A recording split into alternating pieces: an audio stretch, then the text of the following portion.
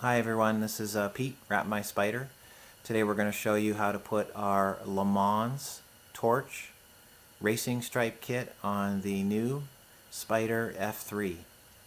So what you see here is a 1-inch orange gap stripe that we've already mounted down the center of the front trunk. When you order the kit, you'll receive that 1-inch gap stripe, and basically what that orange stripe does is it sets the gap so that your racing stripes can be aligned with it so that you know that they're even and straight. So the first thing that we're going to do is prep the surface, and we always recommend that you use 70% rubbing alcohol and kitchen paper towel. So we've done it once, but just in review, you're going to thoroughly prep the surface to make sure that there's no silicone-based products on your front trunk before you do your application. And remember, as always, you want to install in a controlled environment, out of the wind, in dust. And of course we recommend application to be no less than 60 degrees. In the 70s is much better. So this is our all new front racing stripes. We're calling it our LeMans Torch Edition racing stripes. So it's got the solid black with the flames cut out. So when you apply it on here, the flames will show through as the color of the machine. So to get started, we always recommend that you lay the stripes when you get them on a flat surface and run your squeegee over the top of them. And what that's doing is tacking down the transfer tape to make sure when you pull it off the transfer tape that the stripe is going to stick to that transfer tape. Now a lot of times this can be done using the hinge method, which would be to align the stripe into position and then put a piece of tape across the center here and then peel back half and apply from the center to the top, and then once that's down, peel off your center hinge and apply from the middle to the bottom. For those of you who are a little more comfortable with the application, you have the ability to peel off the stripes and set it into position. Now that orange stripe comes into play here in a sense that you can align the edge of the stripe right along the orange of the center. And if you like it, you could lay it down. If you don't, you can pick it back up. So with this particular kit, you're aligning not only up the orange stripe evenly, but also it's pre-cut to go around the emblem area. So when you get it into place, you do have the ability then, we're aligned along the orange stripe, along this bottom edge, and then up on the top edge too. You can see you're in position. So once you're in position, for those of you who are comfortable, then we just start squeegeeing. I'm squeegeeing from basically the left side of the design out towards your outer edges. Pushing firmly as you go. You have the ability to pick it up and lay it back down if you need to. And of course the transfer tape is holding the design in place.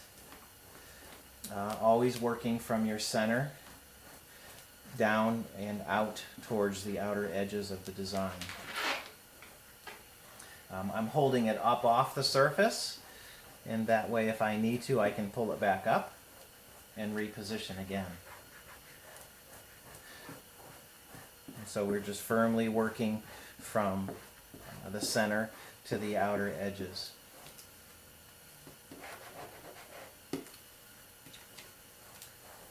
And this is a neat design, a little bit unique in a sense that we incorporated the flames right into the design. And so if you had a red machine, the flame design would show the red color of your bike. And so these are all pre-shaped to fit the exact contours. So the nice thing about this is there's absolutely no trimming necessary for this design. Once you have it all squeegeed out like it is, then you go back and peel your transfer tape from one of the corners,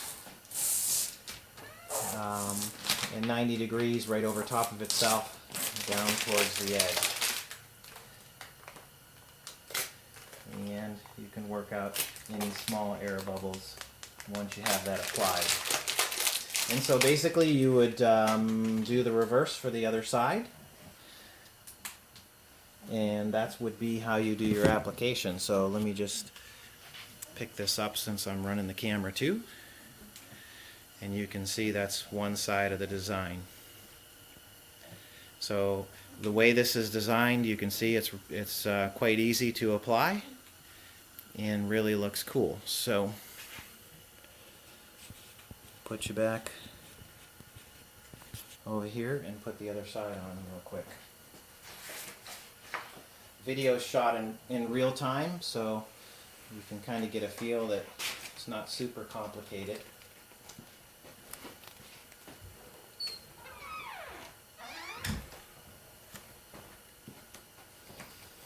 When you put the second side on, you want to, of course, try to do your best to line up the tops here so that everything is even.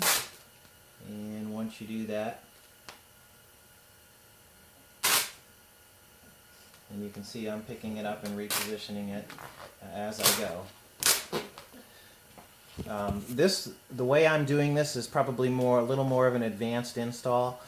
For most of you, I would recommend using the hinge method, which was shown in our graphics, how to apply the graphics kits, as well as some of our Bellardine Spyder kits.